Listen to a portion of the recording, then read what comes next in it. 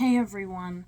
I guess this will be a mini spoiler to Sinners because of course I talk a long time. I'm quite verbose, very detailed, and I want to at least start talking about it because I'm bursting at the seams. Um I what can I even say? This movie is absolutely fantastic. By the way, spoilers, spoilers, spoilers. Warning now. I'm about to spoil, okay?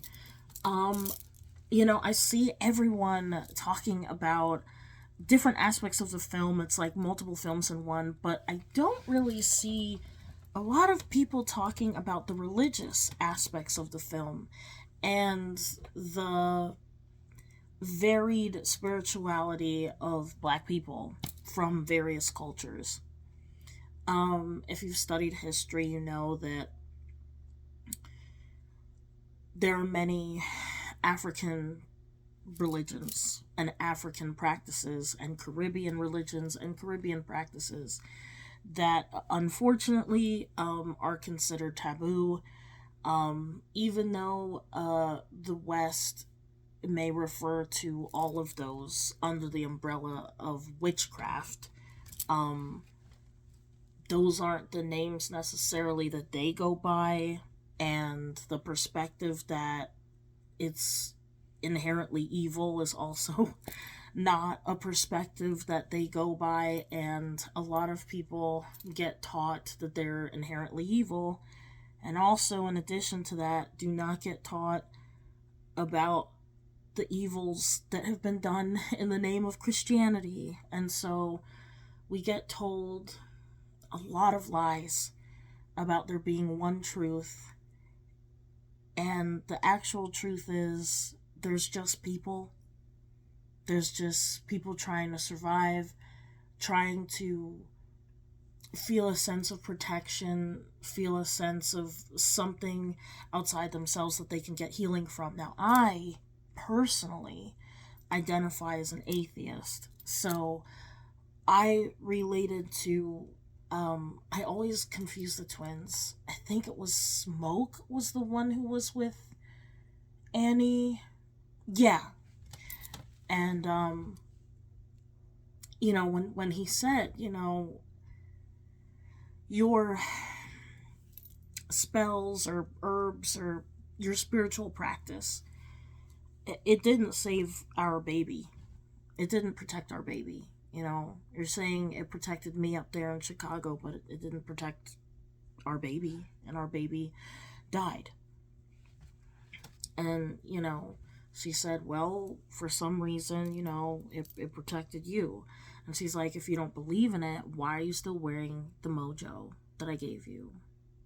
If you didn't believe, you wouldn't be wearing that. And,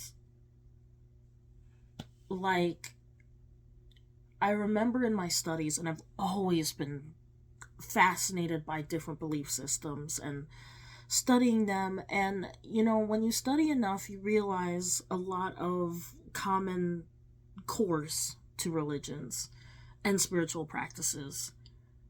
Ultimately, at least from all the ones I've studied, there is a great fear of mortality and death. Mortality and death is the great equalizer, and it's something that every single human being will endure and will probably be exposed to through loss. Plenty of people don't live long enough to experience loss, like people who die young, but everyone will die.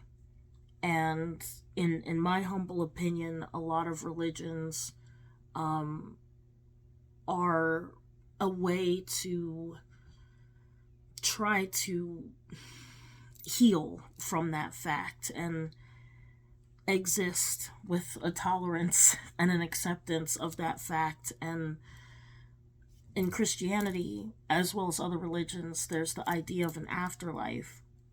When I see Christians debate with atheists, and I have never been interested in debating anyone over anything, just sharing my beliefs if they want to hear it. Um, I remember back when I was Christian, the fear the fear of hell, especially as a gay person, and the fear of not being good enough, or just I felt very frustrated because I am a very sympathetic, empathetic, caring, loving person. Very understanding, very open, kind, and you can ask most people who know me will attest to that. But I was so horrified at the idea that none of that would matter if I was gay, according to homophobic Christians. I wasn't, raised in like the worst circumstance that a lot of gay kids of Christian parents or Christian families go through, and I wasn't born in a country where I'd literally be jailed or killed for that, thank goodness. But that is the case for a lot of people. And a lot of people, a lot of black people, are very religious. A lot of black people are Christian, and Christian in a very hardcore, fundamental way. Also in a hypocritical way, but none, whatever, And I really saw a lot of elements of myself in Preacher Boy, especially like when he went to their club. I thought about the first time I went to a bar, and I remember looking at the advertisements of the bar online and, wanting to go like a year before I actually went, and just thinking about all the bad things I had been told about, like, bar people and heathens and, people of the world.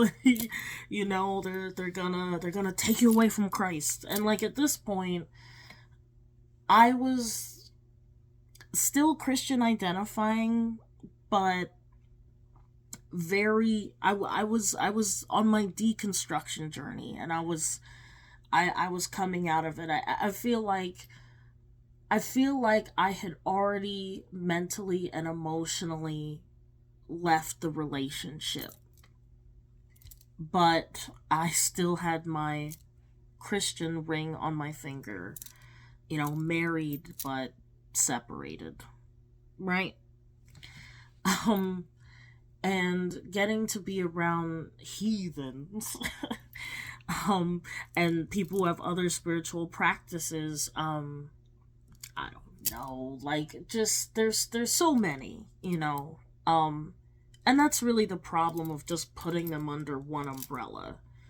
There are a lot of different practices outside of Christianity that I think are absolutely worth studying, and I'm more of an academic, studier, and curious about understanding these things in a more like, this is what this person believes, and from their perspective, this is this, and that is that, and these are those. But for me personally, at first I was very hesitant and very sad to realize that nothing was fully aligning with me, because I don't like the idea of an afterlife. I don't.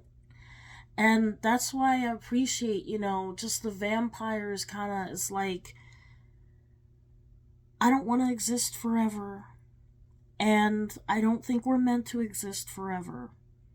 I think the afterlife concept that I thought made more sense out of, the things I had studied. I can't possibly study every religion or every philosophy of what happens after we die, but like reincarnation seemed to make the most sense.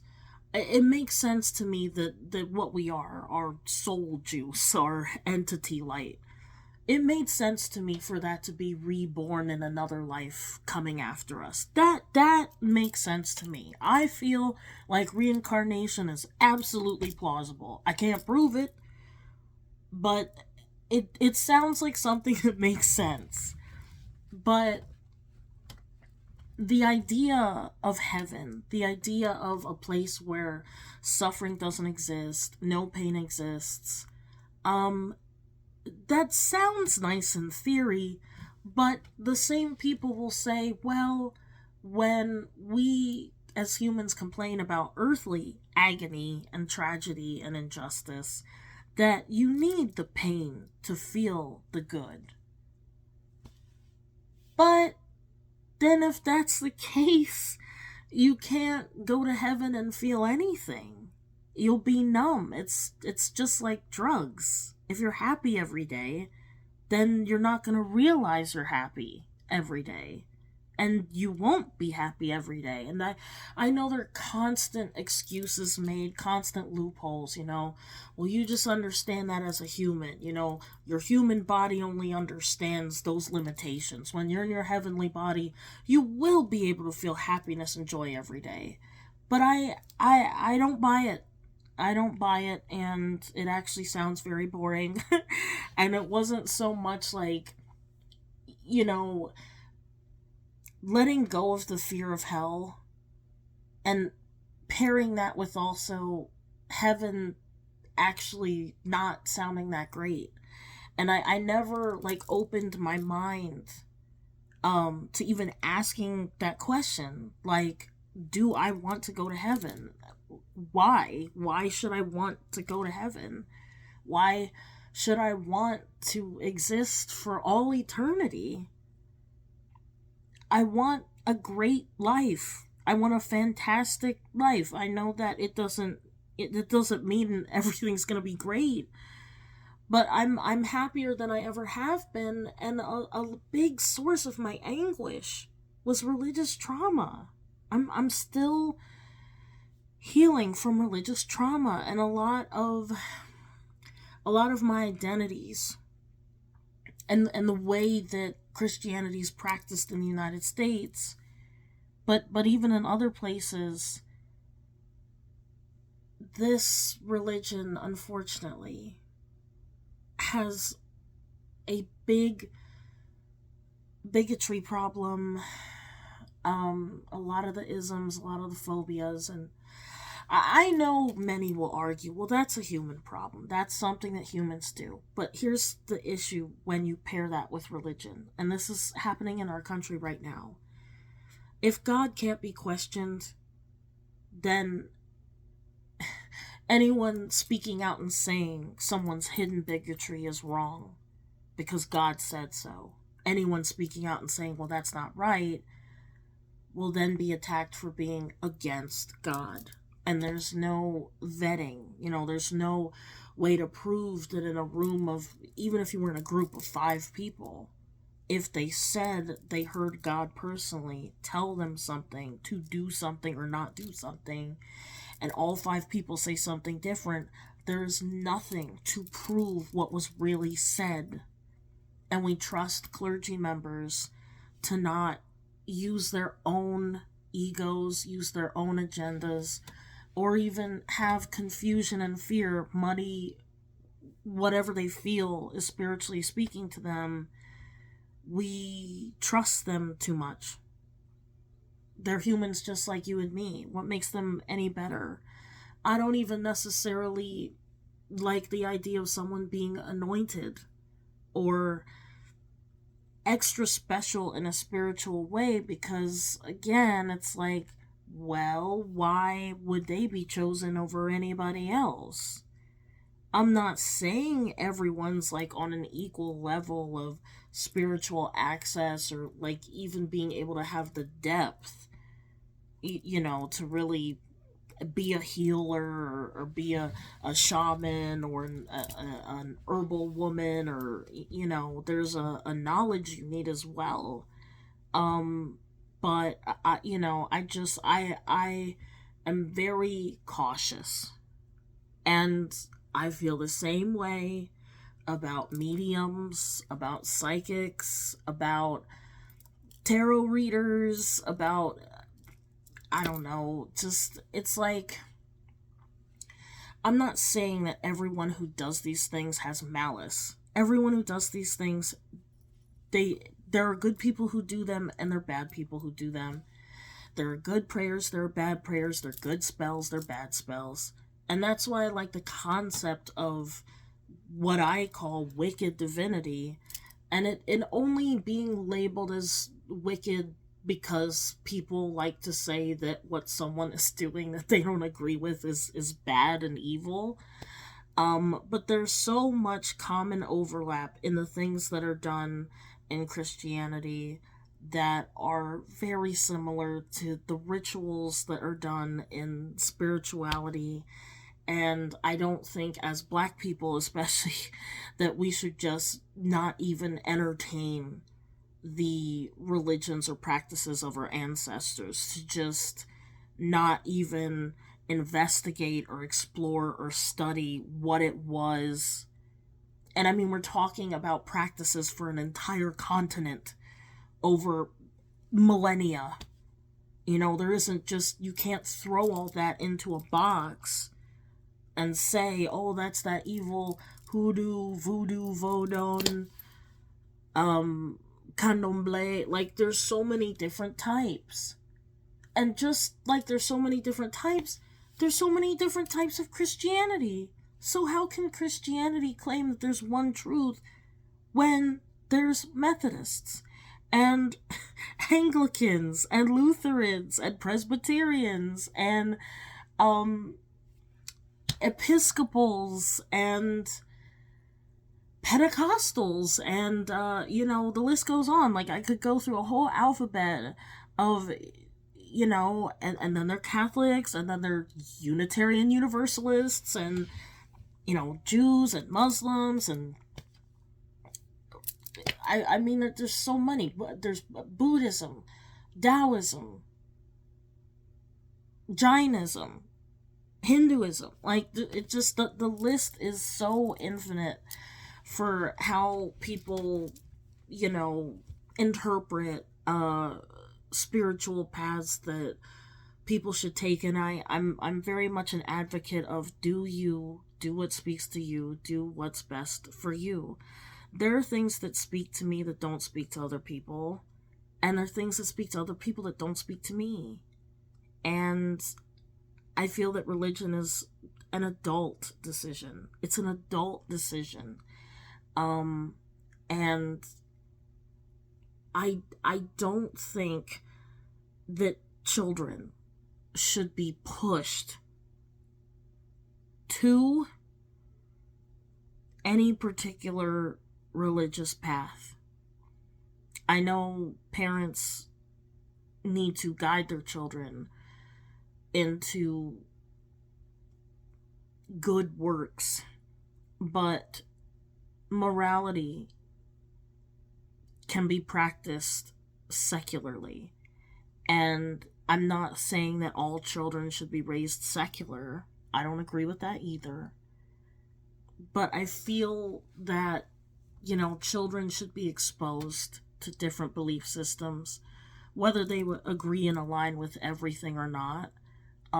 Because we live in a big world with many different people who have many different practices, and they need to be aware of that.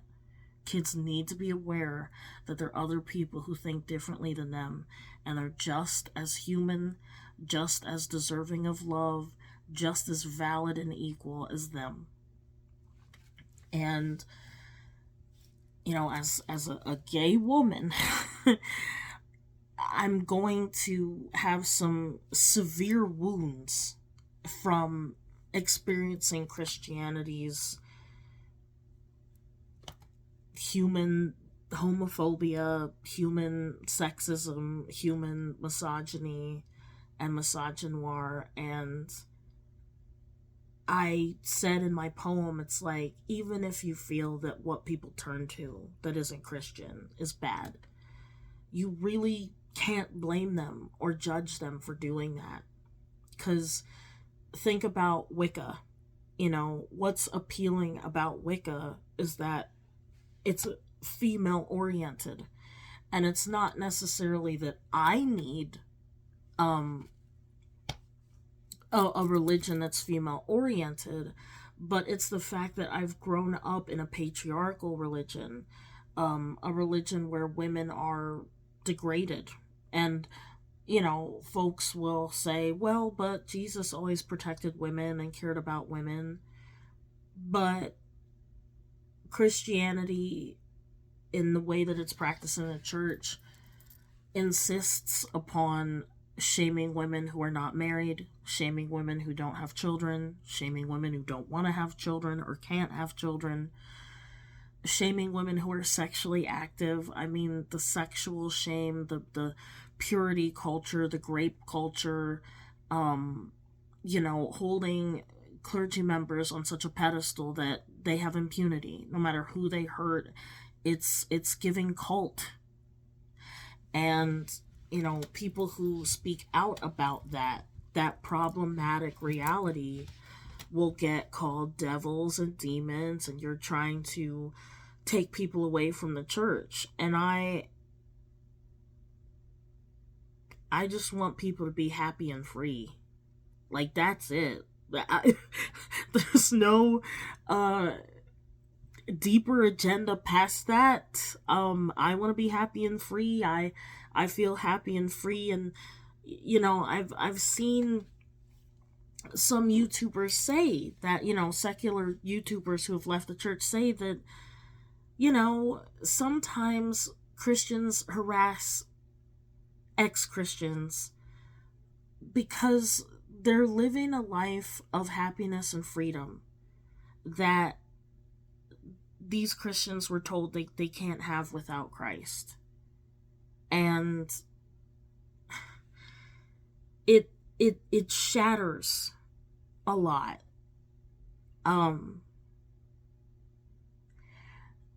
I remember wearing a cross and thinking, if I wear a cross, I'm safe. I'm extra protected. It doesn't mean nothing bad can happen to me, but I feel it gives me comfort, right?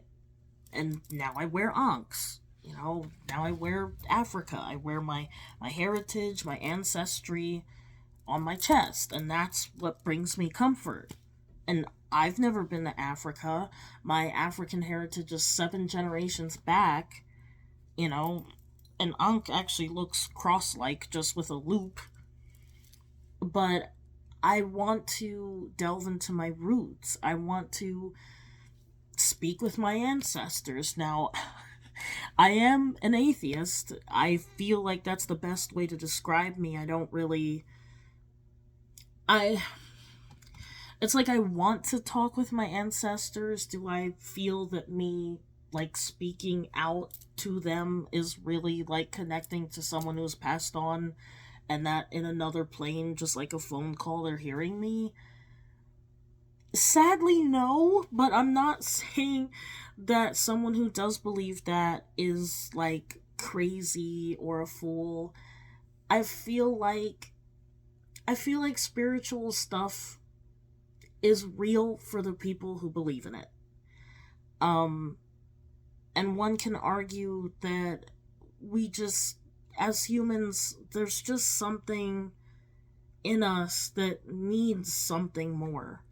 I'm not a mean atheist that goes around saying that anyone who has spiritual practices or faith, they're just imagining it, they're making it up. Something is happening. Something's happening, something's there. I wouldn't know exactly what to call it, and I can't really say for sure that it's the same thing happening to everyone. They're just calling it different names, because I don't really believe in that either. I remember studying, like, Unitarian Universalists. It's like, I don't think that spirituality is a rainbow, and then religions are like, this is red, this is yellow, this is green, this is blue, this is purple, this is orange.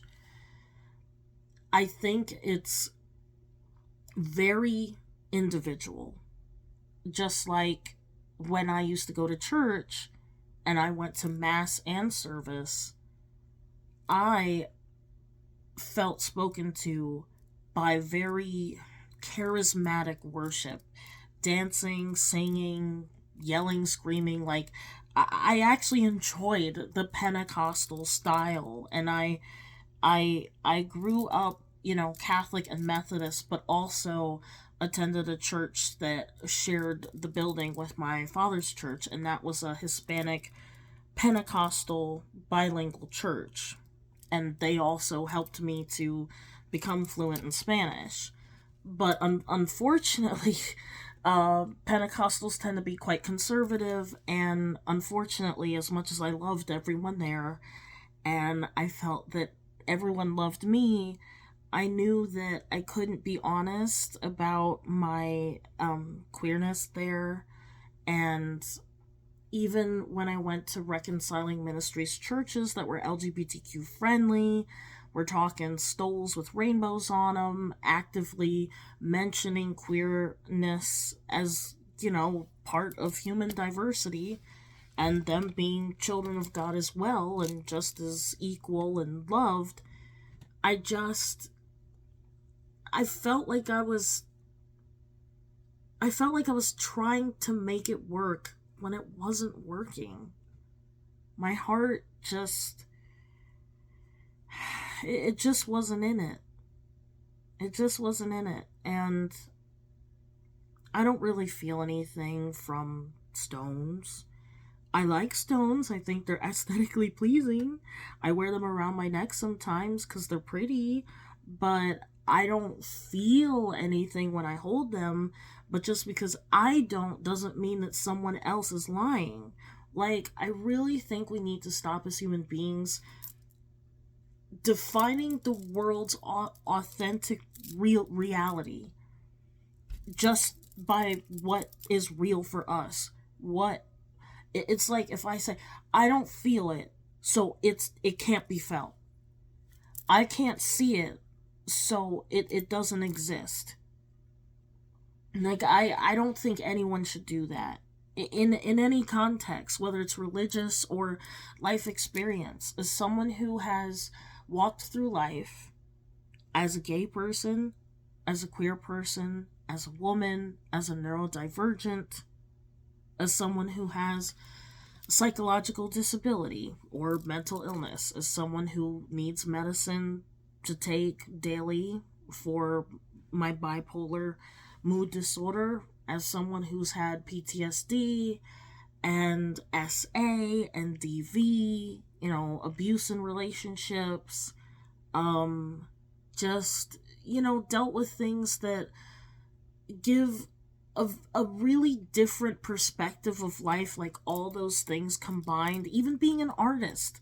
If someone asked me, identity wise, all your social identities, how do you define yourself first and foremost? An artist. Artists see the world so differently. I would venture to say a little bit like a vampire in that regard, because as an artist, I just feel like colors are more colorful. Sounds are more... I'm sorry. It really gets me choked up, because out of all the things that I am so grateful that I'm an artist. Because as creatives, we feel things so deeply, and I used to hate feeling so much all the time and being so emotional and caring about the wrong people who hurt me. But it's actually a gift. It's something beautiful, and I appreciate that I can have catharsis for my own struggles when I put it on the paper, and that my emotions can then speak and translate to people more than my words ever could. Because I'm a poet too, and poetry also touches people. I've had people come up to me and say how much my words and art has touched them, but it's a gift. There's something divine in that, to be able to take a pencil and paint and draw something and take something from your mind and from your heart and from your soul and make a masterpiece of that. A masterpiece that, when seen, and you can't unsee what you've seen, puts something inside someone. It touches someone, it pricks someone, it makes them feel something.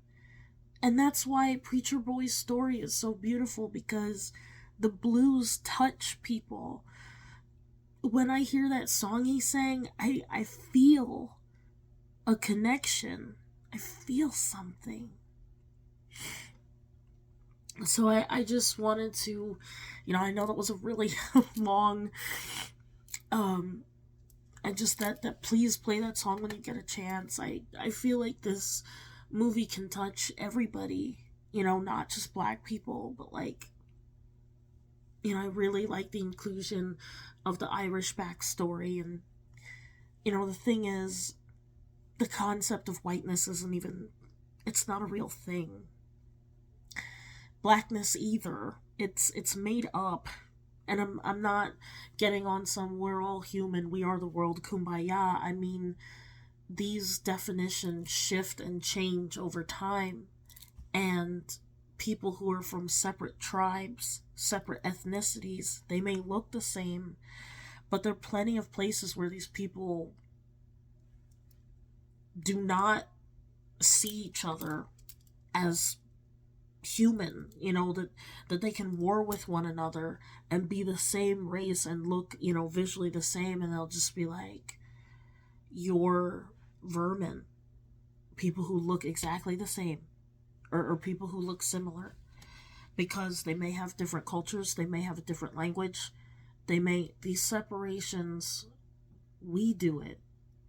We spread the hate and we spread the separation, and it's very tragic, because as a human race we could progress so much further and have such a better world if we could eradicate that wicked behavior. But unfortunately, just like poverty and sickness and disease, it's going to be one of those things that isn't going to go away. But we can do better. We have done better. And I don't want us to sink into this pit of despair, which I have to resist doing daily. Because I honestly would venture to say that while no, Ryan Coogler's movie doesn't necessarily have the power to unite everybody in revolution, this movie was very much needed, especially now. And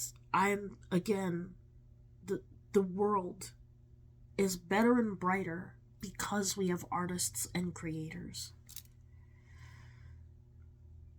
Without artists and creatives, the world would be so empty.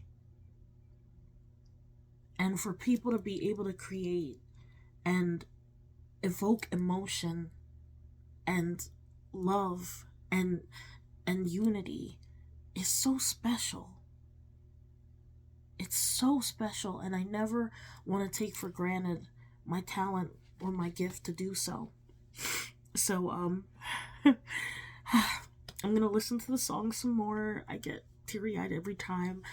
I'm going to see the movie for the second time tonight with my friends, and I'm going to see the movie with my 94-year-old grandfather on Thursday, and I'm really excited for that, because he is it's not his day. It's actually his dad's day, my great grandfather. But this history is not far behind us. We really need to remember that. Like, everyone needs to remember that this history is not far behind us. We are talking about black people who exist right now, and their grandparents and great grandparents going through what this film is depicting. It's history, but it ain't ancient history. It's still fairly recent, and there are people who are alive who were children of enslaved people or children of sharecroppers. History's still alive. And that scene where all the spirits of the present and the past and the future were all dancing, and that scene was just I can't see it and hold back tears. I even thinking about it. Oh, there I go again. Like, anyone who says that black people don't have culture don't know black culture, because black culture's everywhere. It's everywhere. And just like vampires, it's stolen. It's stolen. It's drained. It's taken. It's appropriated. And then you just smack some other label on it and call it something else. But it's coming from us. And it's deeper. You know, it's spiritual. It's deep. You can feel it. I feel it. And I applaud Ryan Coogler. I love this movie even more than Black Panther. And I really love Black Panther. So yeah.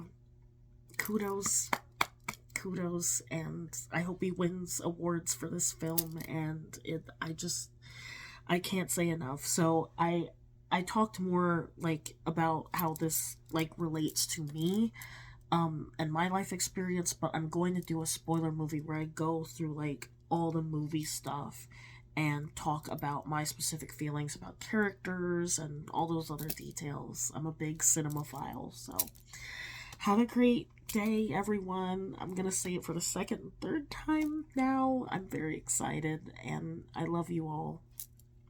Hearts and healing in whatever healthy way you can find it.